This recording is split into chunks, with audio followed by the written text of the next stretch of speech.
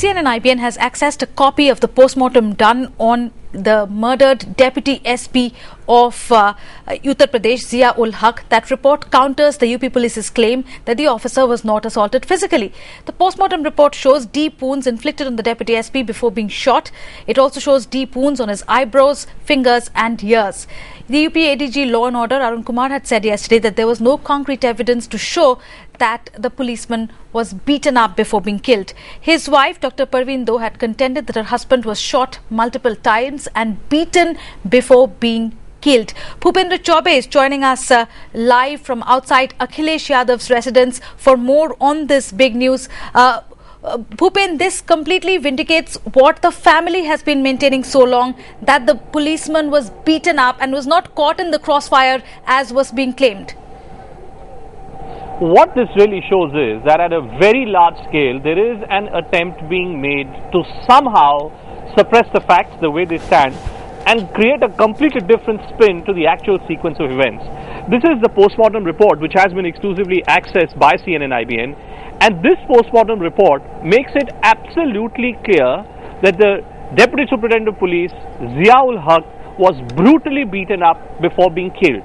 Now for a moment, just go back to the press conference which was done by Arun Kumar, ADG Law and Order yesterday, and when he was successively, when this question was put to him on repeated occasions, whether the DSP was beaten up or not, just hear for a moment the kind of response which was given by Mr. Arun Kumar. क्षेत्राधिकारी को एक गोली लगी है और वो जो है वो उनके पीछे से, मतलब चेस्ट के पीछे से इंटर करके और चेस्ट के सामने से निकल गई है। ये दोनों बोर्ड जो है वो पुलिस के पास नहीं रहता है अमूमन, मतलब सरकारी वेपन तो नहीं है ये। तो आप प्राइवेट वेपन यदि किसी के पास था या किसी ने चलाया नहीं चलाया, ये सारी बातें तो विवेचना का, अभी क्या क्या क्या कहा जा सकता है उसके बारे में। Bhupen, after this post-mortem report, have we heard anything from the Uttar Pradesh police at all? No, we haven't heard anything so far from the Uttar Pradesh police. In fact, I must point out that this post-mortem report was available with the UP authorities since yesterday. It's only now that the media is getting hold of the minute details of what exists in this post-mortem report. What it now leads us to suspect in many ways is that in some form, at some level, an attempt is being made to create an exit route for Raja Bhaiya. The other important point to highlight here is that if Raja Bhaiya himself, in an interview to us yesterday and even on the floor of assembly, has said so in categorical terms that the main accused, Guddu Singh, was with him when he went and called on the Chief Minister immediately after these killings, why is the UP Chief Minister silent then? Today also in the morning when the UP Chief Minister was in Kunda, when this question was put to Akhilesh Yadav as to whether Guddu Singh really came to his own residence or not, he was silent. He asked Azam Khan to take that question on. The UP political establishment, the UP police establishment is clearly on the back foot.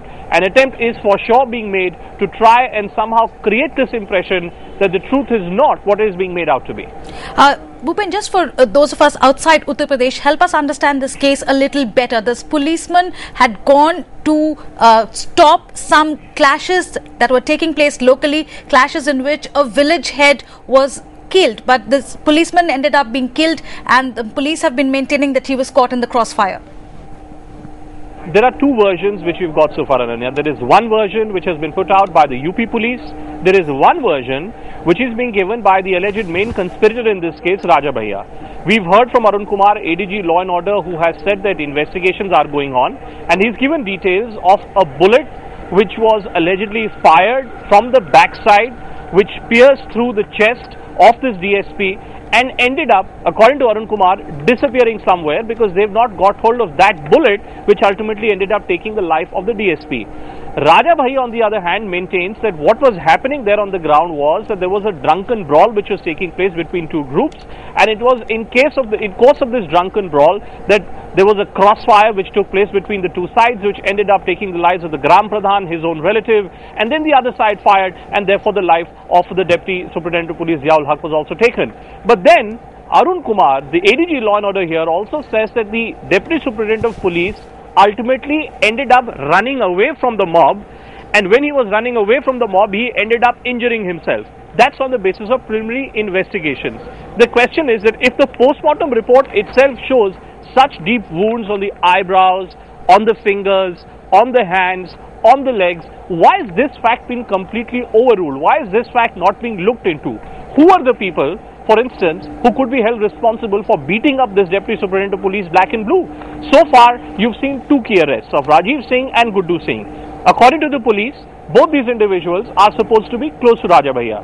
Raja Bhaiya himself now maintains that he had gone to the residence of the Chief Minister at around about 10:30 on that same evening with Guddu Singh. If Guddu Singh was with Raja Bhaiya, then how can Guddu Singh also be held responsible for the murder? How is it then that the police has got hold of Guddu Singh if Raja Bhaiya believes that Guddu Singh was with Raja Bhaiya? These are the questions which are being raised at the moment, and that's the main reason why questions are being raised as to why is it that Raja Bhaiya has not even been interrogated even once so far.